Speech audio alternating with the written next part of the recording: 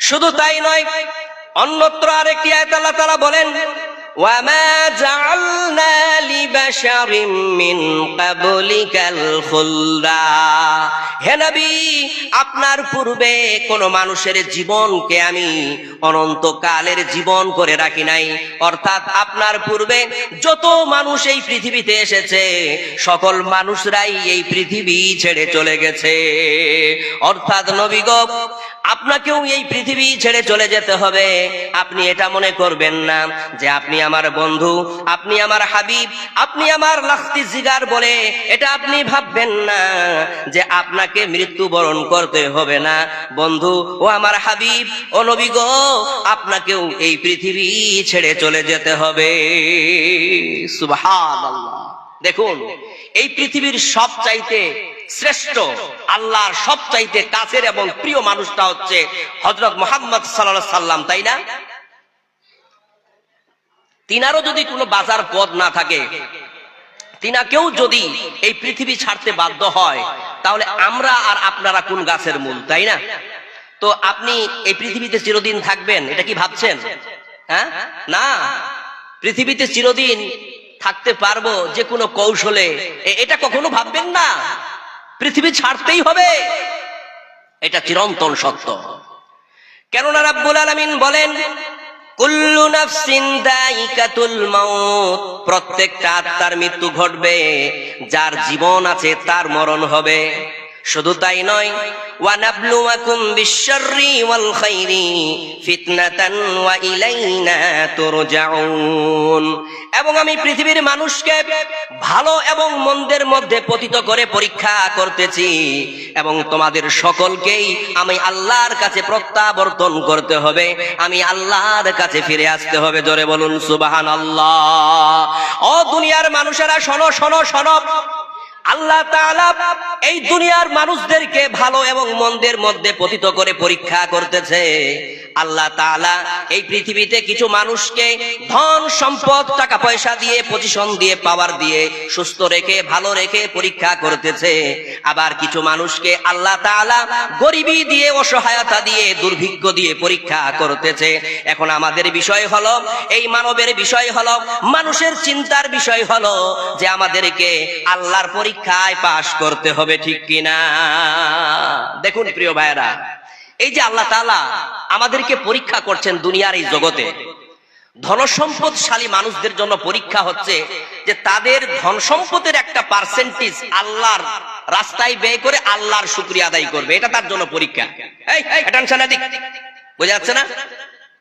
ধনসম্পদশালী মানুষদের পরীক্ষা কি? যে তার ধন সম্পত্তির একটা পার্সেন্টেজ আল্লাহর রাস্তায় ব্যয় করে আল্লাহর শুকরিয়া আদায় করবে, এটা তার জন্য পরীক্ষা। আর গরিব অসহায় মানুষদের জন্য পরীক্ষা হচ্ছে যে তারা তাদের অবস্থার উপরে ধৈর্য ধারণ করে আল্লাহর শুকরিয়া আদায় করবে। জোরে বলুন সুবহানাল্লাহ, ঠিক কিনা? এখন আমাকে বলুন তো প্রিয় ভাইয়েরা, এই যে মরণ, আমাদের মরতে হবে, মরণ ছাড়া তো কোনো গতি নাই। আর এই দুনিয়ার জগৎটা হচ্ছে আমাদের জন্য পরীক্ষা, তাই না? এদিকে তাকাও না রে বাবজিরা, এদিকে তাকা। পৃথিবী ছাড়তে হবে, পৃথিবী ছাড়তে হবে। আর একদিকে আল্লাহ তাআলা বলছেন এই পৃথিবী হচ্ছে তোমার জন্য পরীক্ষা। কি জটিল বিষয় না? বিষয়টা জটিল না? বিষয়টা জটিল কিনা? আপনাদের অন্তরের মধ্যে হৃদয় নেই বলে বুঝতে পারতেছেন না। আরে ভাই, আজকেই যদি আপনার ডেথ হয়ে যায়, আজকেই যদি আপনি মৃত্যুবরণ করেন, আজকেই আপনার নাম আর নাম থাকবে না, আপনার নামটা হয়ে যাবে লাশ, তাই না? এখানে যারা বসে আছেন, আমার মা বোনদের মধ্যে অনেকে বসে আছেন, ধরুন আব্দুর রহমান নামে এখানে কেউ বসে আছেন। আজকে যদি আব্দুর রহমানের মরণ হয়, মৃত্যু হয়, তো আরেকটা লোক তাকে আর আব্দুর রহমান বলে ডাকবে না, বরং বলবে লাশটাকে কি গোসল দেওয়া হয়েছে, লাশটাকে কি কবরস্থানে নিয়ে যাওয়া হয়েছে, লাশটার কি জানাজা হয়েছে, লাশটার কি কাফন দাফন হয়েছে। এটা বলবে না যে আব্দুর রহমানকে কি গোসল দেওয়া হয়েছে, আব্দুর রহমানের কি জানাজা হয়েছে, আব্দুর রহমানের কি কাফন দাফন হয়েছে, এটা বলবে না। ডাইরেক্ট এখনই মরার সাথে সাথে আপনার নাম আর নাম থাকলো না, আপনার নামটা হয়ে গেল লাশ। তাহলে আর বলুন, এই আপনি যে আজকে এখন এখানে আছেন, এই যে মরবেন, মরার সাথে সাথে যদি আপনার নাম আর নাম না থাকে, তাহলে আপনার বাড়ি গাড়ি টাকা পয়সা ধন সম্পদ এগুলো কোথায় যাবে? বুঝুন, রিয়ালাইজ করুন, ভাবুন। কেন ইমাজিনমেন্ট? আপনি কি ভাবছেন মরার সাথে সাথে সব শেষ? আজকে মরবেন, এখনই মরবেন, মরার সাথে সাথে আপনি লাশ হয়ে যাবেন। একদিন আমার নাম হবে লাশ, একদিন আমার নাম হবে লাশ। সাদা কাফন পড়বে দেহ, রবে না আর আপন কেহ, বন্ধ হবে রে নিঃশ্বাস। একদিন আমার নাম হবে লাশ, একদিন আমার নাম হবে লাশ। মসজিদে এলান হবে, একে একে জানবে সবে, সকলে আসবে আমার বাড়ি। শেষে দেখা দেখবে স্বজন, দেখে আমায় ভিজিবে নয়ন, শেষ হবে মিছে জমিদারি। বড়ই পাতা গরম পানি আনবে কেহ আতর দানি, কেউ গিয়ে কাটবে ঝাড়ে বাস। একদিন আমার নাম হবে লাশ, একদিন আমার নাম হবে লাশ। গোসল করিয়ে আমায় খাটিয়াতে রাখবে সবাই, পরিয়ে দেবে সাদা কাফন। জানাজাটা পড়া হলে পালকিটা কাঁধে তুলে নিয়ে আমায় করবে কোথাও দাফন।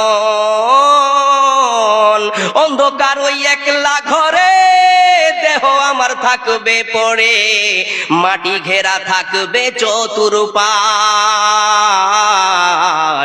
একদিন আমার নাম হবে লাশ, একদিন আমার নাম হবে লাশ। লিল্লাহি তাকবীর। একদিন আমার নাম লাশ হয়ে যাবে বাপজি। যেই দিন আমার নাম লাশ হবে, সেই দিন আমার নামটা মুছে যাবে। সেই দিন আমার বাড়ি গাড়ি টাকা পয়সা, আমার প্রতিপত্তি, আমার ঐতিহ্য, আমার ক্ষমতা, আমার পাওয়ার সব কিছু শেষ হয়ে যাবে, কোনোই কাজে আসবে না। কিন্তু যদি আমি দুনিয়াতে থাকাকালীন আল্লাহর পরীক্ষায় পাশ করতে পারি, নামাজ রোজা হজ যাকাত ঈমান আমলে যদি আমি আল্লাহর কাছে যেতে পারি, এই পৃথিবী থেকে বিদায় নিতে পারি, তবে গিয়ে আমি কি পাবো? ওখানে শান্তি পাবো। নইলে কিন্তু ওই ওখানে যাবার পর আমার জীবনের 12টা বেজে যাবে, তাই না? চলুন, মরার পরে আমাদের সাথে কি হবে আল্লাহ তাআলা পবিত্র কোরআন কারীমের মধ্যে কি বলছেন শুনে আসেন। রব্বুল আলামিন বলেন, وَإِذَا جَاءَ أَحَدَكُمُ الْمَوْتُ تَوَفَّتْهُ رُسُلُنَا وَهُمْ لَا يُفَرِّطُونَ। রব্বুল আলামিন বলেন, যখন তোমাদের মধ্যকার কাউরির কাছে মরণের সময় এসে উপস্থিত হয়, তখন আমি আল্লাহর কাছ থেকে একজন প্রেরিত ফারিস্তা গিয়ে তার জীবনটা কবজ করে নেয়। জোরে বলুন সুবহানাল্লাহ। ওই ফারিস্তাটির নাম কেউ বলতে পারবেন? Anyone? Can anyone tell me? দেখা যাক একটু ইসলামিক জেনারেল নলেজ হয়ে যাক। কেউ বলতে পারবেন ওই ফারিস্তাটির নাম কি? হ্যাঁ, এঞ্জেল অফ ডেথ, মৃত্যুর ফারিস্তা, মালাকুল মাউত। Who is the angel of death? কে সেই মৃত্যুর ফারিস্তা? আজরাইল। যখন আমাদের কাছে মরণের সময় চলে আসবে, আল্লাহর পক্ষ থেকে আজরাইল নামক ফারিস্তা এসে আমাদের জীবনটা কবজ করে নিয়ে চলে যাবে। দেখুন কিভাবে কবজ হবো আমরা আল্লাহর ওই আজরাইলের কাছে। এই বিষয়ের উপরে লম্বা একটা হাদিস আপনাদের কাছে রাখবো, খুবই সংক্ষিপ্তে, কারণ সময় খুব কম, তাই না? দেখুন, বারা ইবনে আযিব রাদিয়াল্লাহু তাআলা আনহু থেকে হাদিসটি বর্ণিত। তিনি বলছেন যে আমরা একবার বিশ্বনবীর সাথে আনসারদের এক ব্যক্তির জানাজায় গেলাম। আমরা কবরের পাশে ছিলাম, কিন্তু তখনও কবর খোঁড়া হয় নাই। বিশ্বনবী কবরের এক পাশে বসে গেলেন। We also said around the prophet Muhammad সাল্লাল্লাহু আলাইহি সাল্লাম, আমরাও বিশ্বনবীকে চারপাশ ঘিরে বসে গেলাম। আমরা এমন ভাবে বসেছিলাম মনে হচ্ছিল দ্য বার্ড ইজ সিটিং, পাখি আমাদের মাথার উপরে। জোরে বলুন সুবহানাল্লাহ।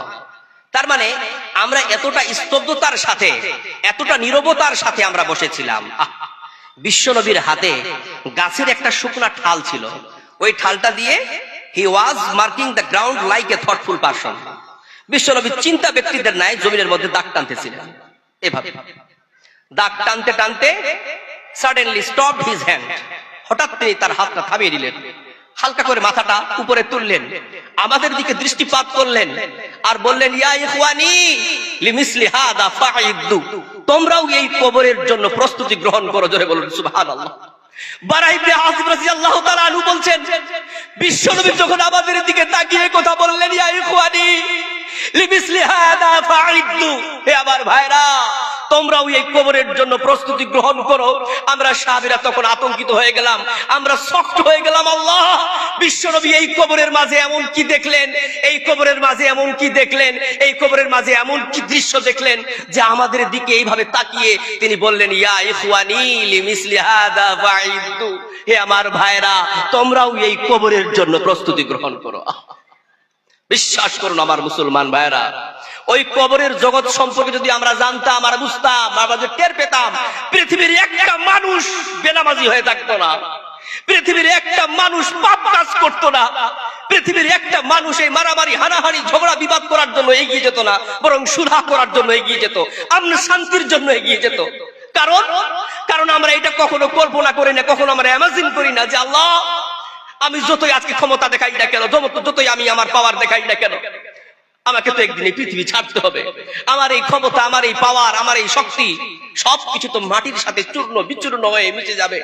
এই চিন্তা যার থাকবে সে কোনোদিন পাপ করতে পারে না, পারে? কখনোই না, কোনোদিন না। এই জন্যই তো বিশ্বনবী বলেছেন যে আল মাউত ইয়াইদুহু, মৃত্যু হচ্ছে এই পৃথিবীর সবচাইতে বড় নষ্ট। দেখুন ভাই, কবর কত কঠিন জায়গা আপনি কল্পনা করেছেন? হযরত উসমান রাদিয়াল্লাহু তাআলা আনহু যখন কবরের পাশে যেতেন প্রচুর পরিমাণে কান্নায় পড়ে যেতেন।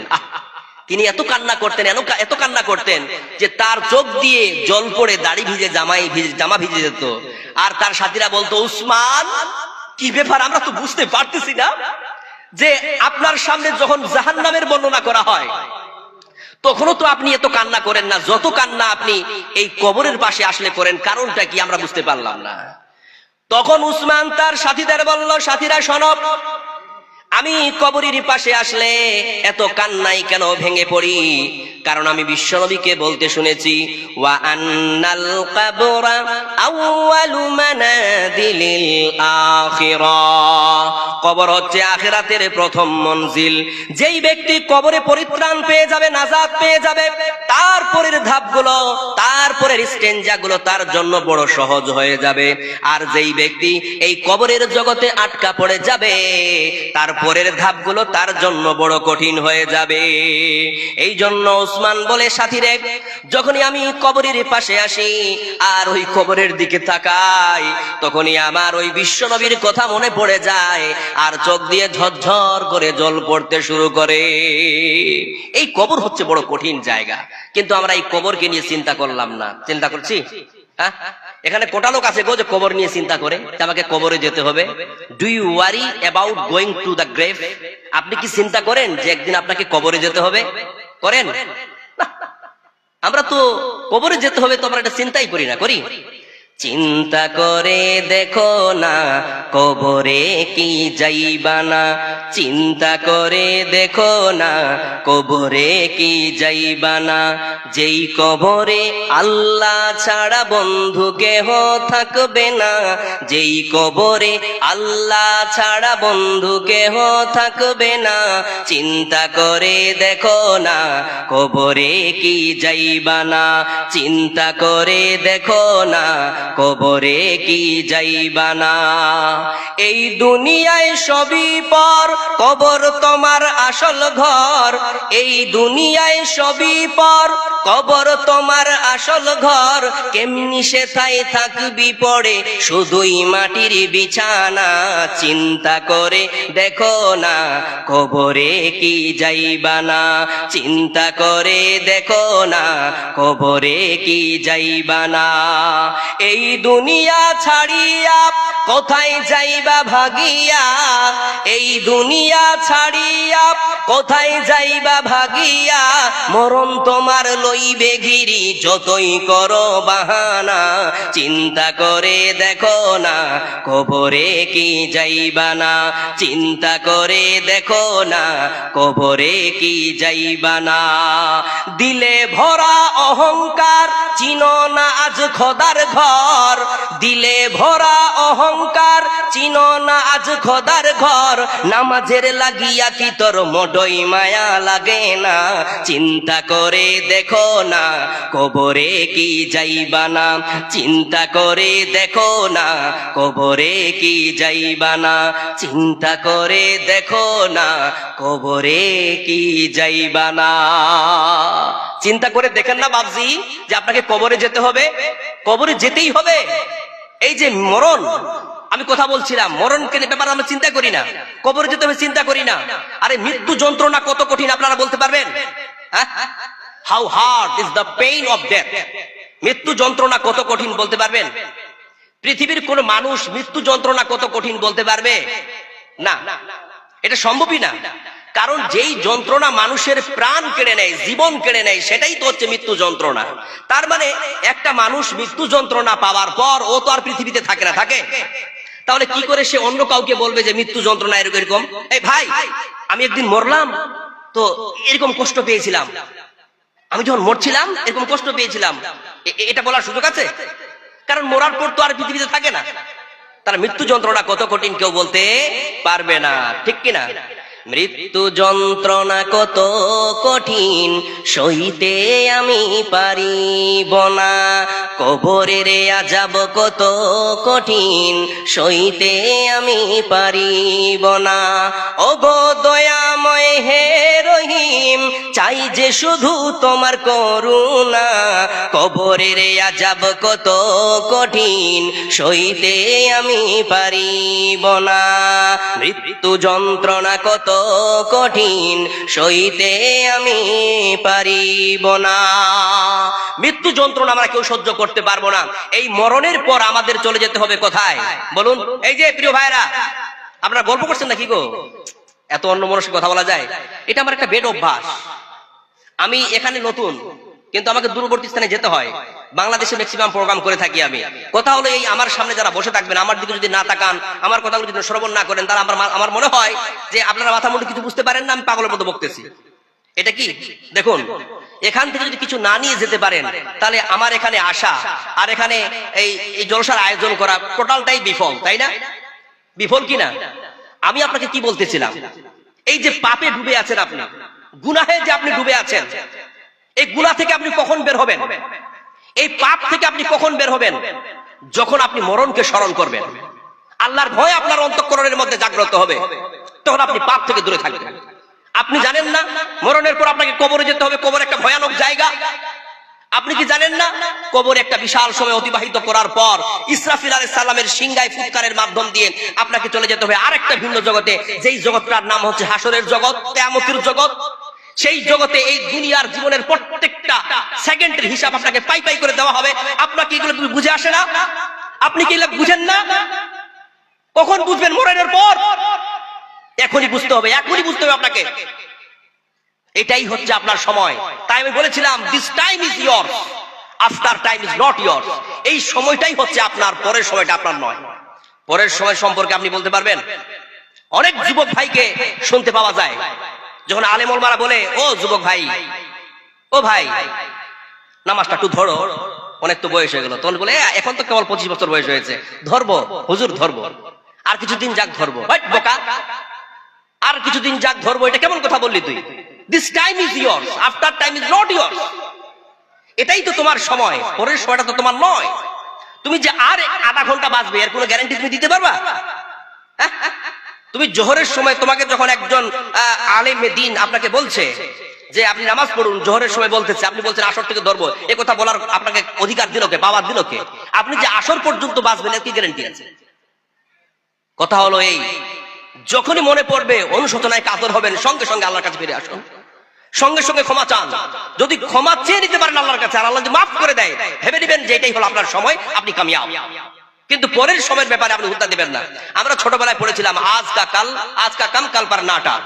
আজকের কামটা অন্যদিন করিও না। তওবা করা, আল্লাহর কাছে ক্ষমা চাওয়া, পাপ কাজ থেকে ফিরে আসা, এটা সময় এখনই আপনার। পরে বলবেন, দেখুন আমার প্রিয় ভাইরা, the day of judgement welcome. কিয়ামত কখন আসবে? When Israfil blows the trumpet.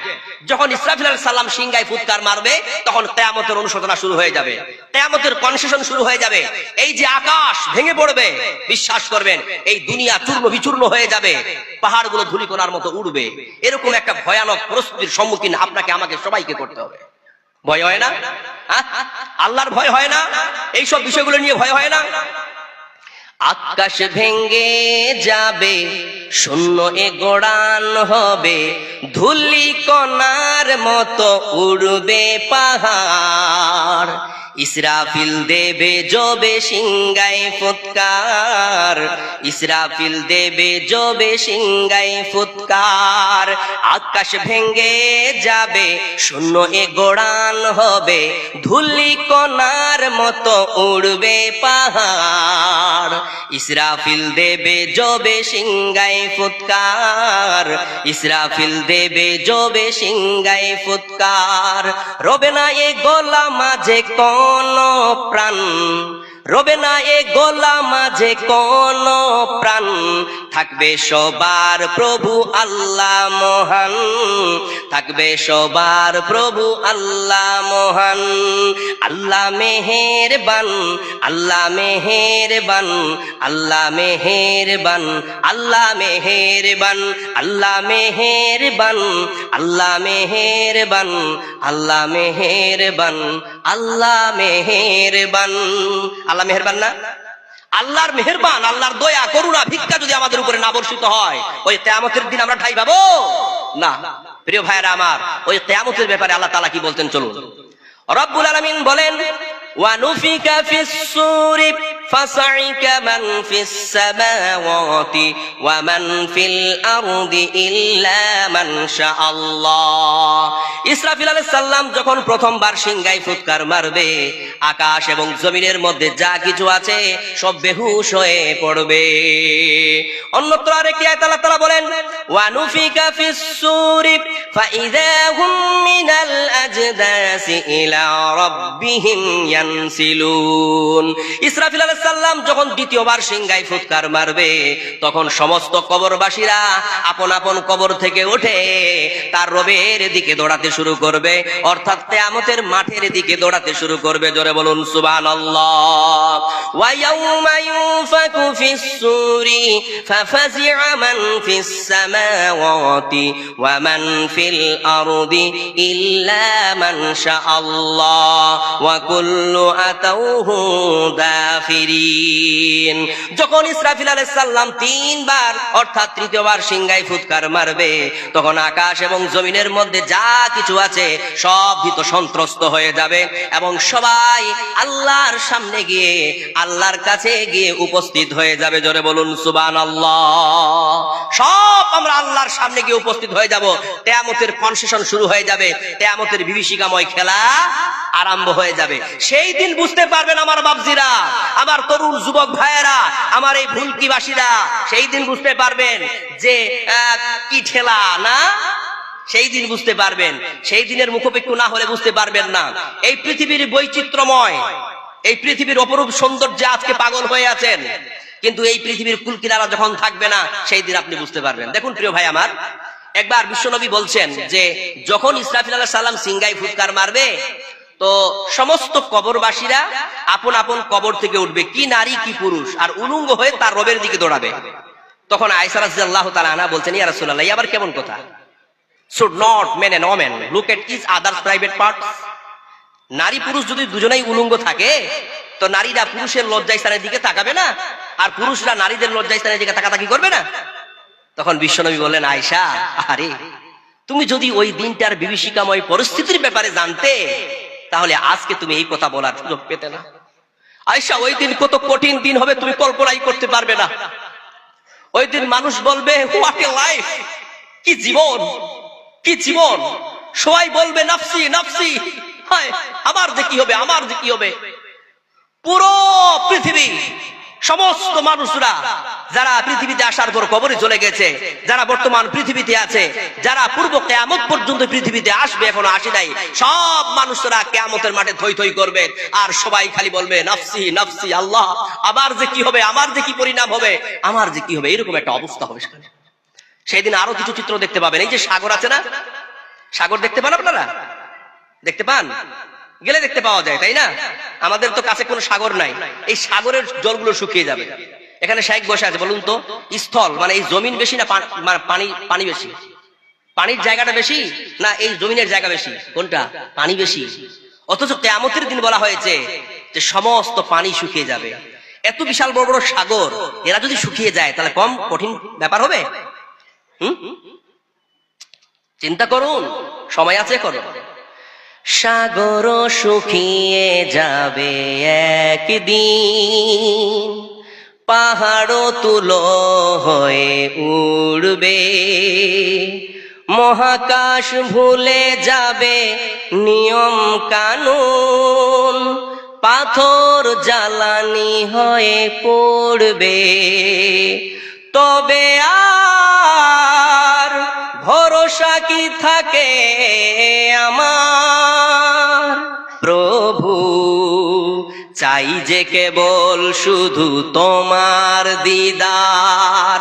সাগর শুকিয়ে যাবে একদিন, পাহাড় তুলো হয়ে উড়বে, মহাকাশ ভুলে যাবে নিয়ম কানুন, পাথর জ্বালানি হয়ে পড়বে। তবে আর ভরসা কি থাকে আমার প্রভু, চাই যে কেবল শুধু তোমার দিদার। প্রভু চাই যে কেবল শুধু তোমার দিদার। এরকম কঠিন দিন হবে কিয়ামতের দিন। ওই কিয়ামতের দিন কত কঠিন দিন হবে, বিশ্বনবী বলেন ওই কিয়ামতের দিন এত কঠিন দিন হবে, এই যে আমরা মাথার উপরে সূর্যখানা দেখতে পাই, এই সূর্যটা এত উপরে থাকবে না, বরং এই সূর্যটা আমাদের মাথার 1 মাইল উপরে চলে আসবে। জোরে বলুন সুবহানাল্লাহ।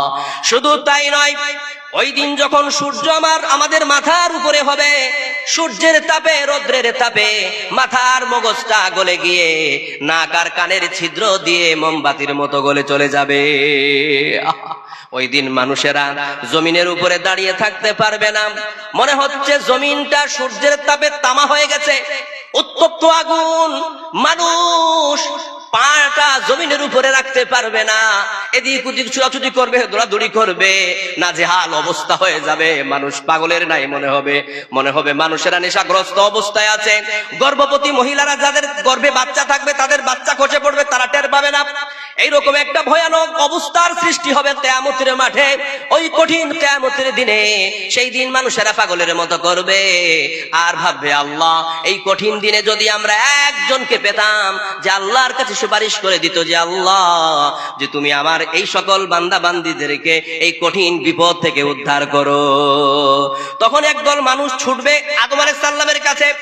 আদম আলাইহিস সালামকে গিয়ে বলবে, আদম তুমি হচ্ছ আমাদের আদি পিতা, তুমি হচ্ছ এই পৃথিবীর প্রথম মানুষ, প্রথম নবী রাসূল, তুমি আল্লাহর কাছে একটু সুপারিশ করে দাও, আমরা আর এই কঠিন অবস্থা সহ্য করতে পারি না।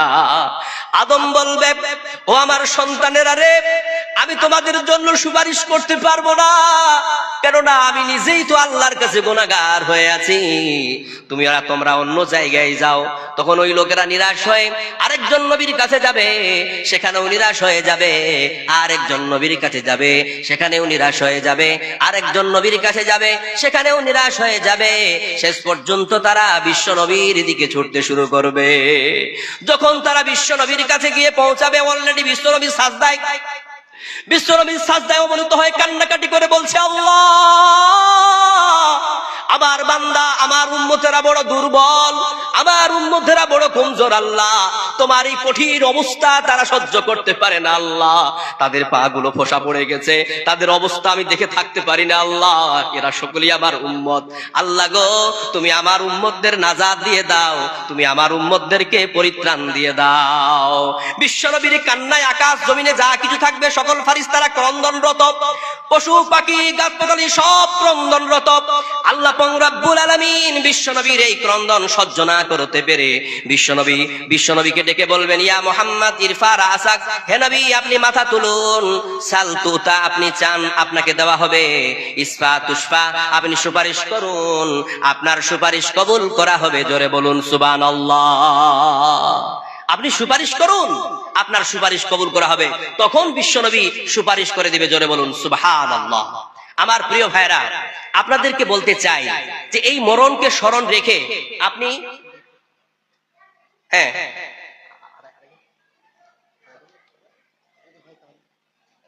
দেখুন প্রিয় ভাইরা, ব্যাপারটা হচ্ছে যে আজ আমরা এই জায়গায় আছি, তাই না? একদিন আমাদের এই জায়গা ছেড়ে চলে যেতে হবে, তাই তো? এই পৃথিবী আমাদের চিরদিন থাকার জায়গা না। তাহলে পৃথিবীতে এমন কিছু কাজ করে যেতে হবে যে কাজের বিনিময়ে আল্লাহ তাআলা আমাদেরকে ওই পরের জায়গাটা সুখের জায়গা দেবে, তাই না? তাহলে এর জন্য দুটো কাজ, একটা হলো তওবা আর একটা হলো দান। এটা মেইনলি কাজ বলতেছি, আপনাকে বুঝাবো, সময় 10 মিনিট হয়ে গেল, তার জন্য বোঝাতে পারবো না, সংক্ষেপে বলার চেষ্টা করতেছি। দেখুন, এদিকে মন দিয়ে শুনুন। তওবা আপনাকে, কেননা রাব্বুল আলামিন বলেন, ইয়া আইয়ুহাল্লাযীনা আমানু তুবু ইলাল্লাহি তাওবাতান নাসুহা, ওই বিশ্বাসীরা আমার কাছে ফিরে আসো, ক্ষমা চাও, ক্ষমা চাওয়ার মতো ক্ষমা চাইলে আমি আল্লাহ তোমাদের সকল পাপ মাফ করে দেব। জোরে বলুন সুবহানাল্লাহ। তার মানে আমরা বুঝতে পারলাম, মাশাআল্লাহ,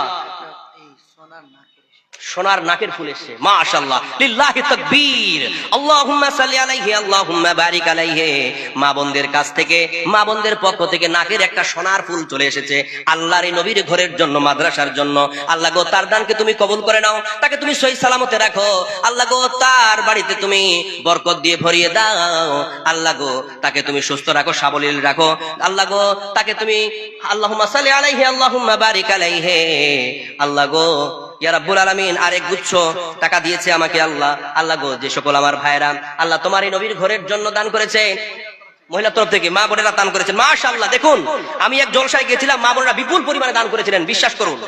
আমি একটা করে টপিক বলছিলাম, গজল বলতেছিলাম, আর মা বোনরা উদার করে মুক্ত হস্তে, হ্যাঁ, ইনশাআল্লাহ আপনারা আমাকে নিরাশ করবেন। আমি বহু দূর থেকে আপনাদের মাঝে এসেছি, সুদূর বালুরঘাট থেকে আপনাদের কাছে এসেছি। আমি একজন মুসাফির মানুষ, বিশ্বাস করুন। আল্লাহর কাছে ক্ষমা চাওয়ার দুটা পন্থা, একটা হলো আপনি আল্লাহর কাছে তওবা করবেন, আর একটা হলো আপনি আল্লাহর রাস্তায় দান করে আপনি আপনার বিগত জীবনের পাপগুলোকে মোচন করবেন। এটা আমার কথা না মা, এটা আমার কথা না বাপজি, আমার এটা কথা না, এটা বিশ্বনবীর কথা। বিশ্বনবী বলছেন, আস-সাদাকাতু তুতফিউল খাতিয়াতা কামা ইউতফিল মা'আন নারা। যারা দান করে, এই দানের বিনিময়ে আমি তার বিগত জীবনের পাপকে মাফ করে দিই, যেমন পানি আগুনকে নিভিয়ে দেয়। জোরে বলুন সুবহানাল্লাহ।